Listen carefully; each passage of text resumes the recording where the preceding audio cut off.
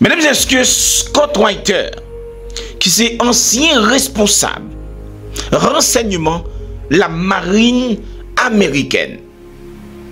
Monsieur ça a discuté plusieurs fois traité entre les États-Unis d'Amérique et la Russie. L'a expliqué capacité missile Oreshnik la Russie a gagné.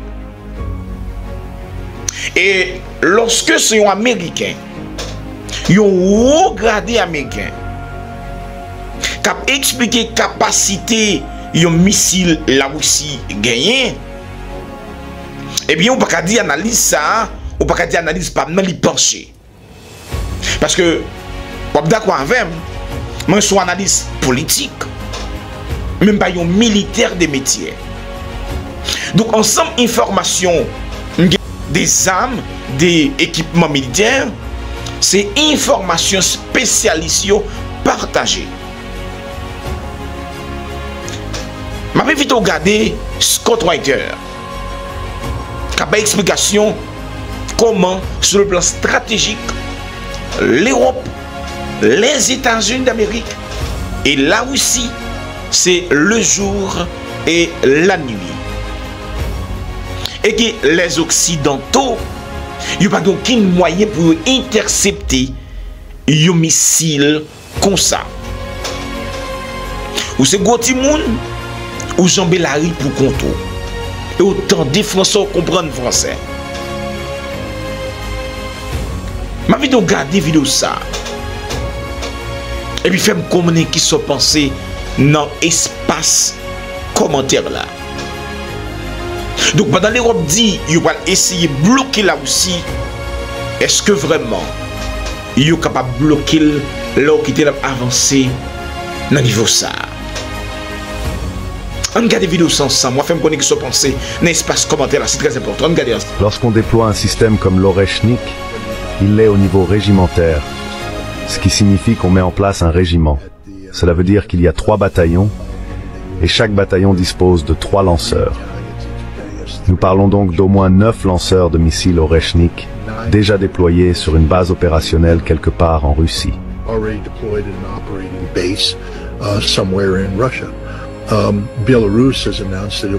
La Biélorussie a annoncé qu'elle recevrait le système Oreshnik d'ici la fin de l'année, je crois. Ainsi, la Biélorussie disposera également d'un régiment de 9 lanceurs. Ils vont recevoir 10 lanceurs parce qu'ils vont avoir leur propre centre de formation pour entraîner les troupes biélorusses. Mais vous savez, l'Oreshnik est fabriqué à l'usine de construction mécanique de Votkinsk. C'est un analogue du SS-20. Le SS-20 est un missile à portée intermédiaire qui a été éliminé lors du traité sur les forces nucléaires à portée intermédiaire, un dossier sur lequel j'ai travaillé. À l'époque, nous estimions que les Russes ou les Soviétiques pouvaient produire de 60 à 80 missiles de type SS-20 par an. C'était en temps de paix pendant la guerre froide. Aujourd'hui, l'Oreshnik est produit dans un environnement quasi guerrier, avec de véritables exigences sur Reagan.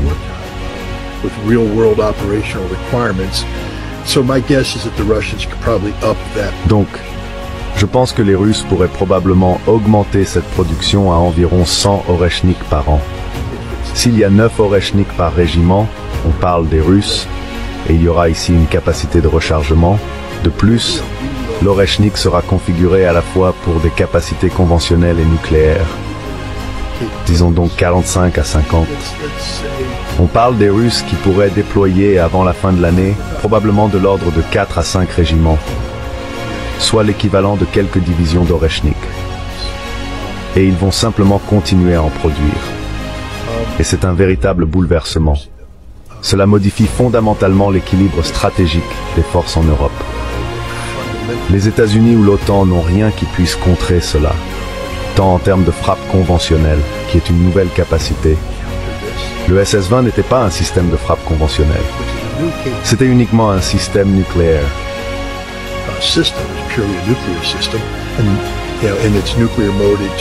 Et vous savez, dans sa configuration nucléaire, cela a tout simplement changé la donne.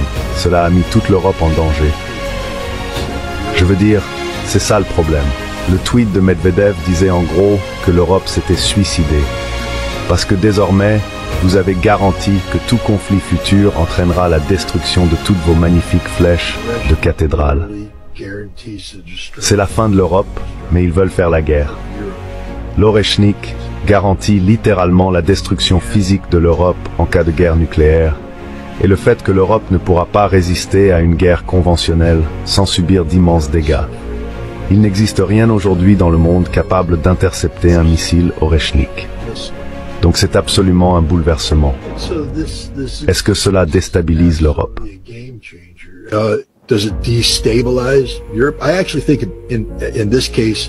En réalité, je pense que dans ce cas précis, à ce moment donné, cela apporte de la stabilité parce que l'Europe devient folle, littéralement folle, en ce qui concerne sa rhétorique anti-russe et ce genre de choses.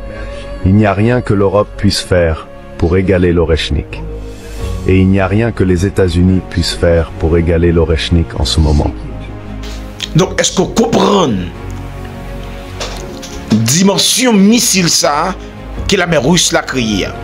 Faites-moi dire que ce passé n'est pas ce commentaire là. Non, monsieur, c'est Scott Reiter, c'est ancien responsable de renseignement, la marine américaine, et c'est au monde qui discutait avec la Russie déjà accord sur question missile entre les États-Unis d'Amérique et la Russie. Donc, son spécialiste qui connaît ce palais là.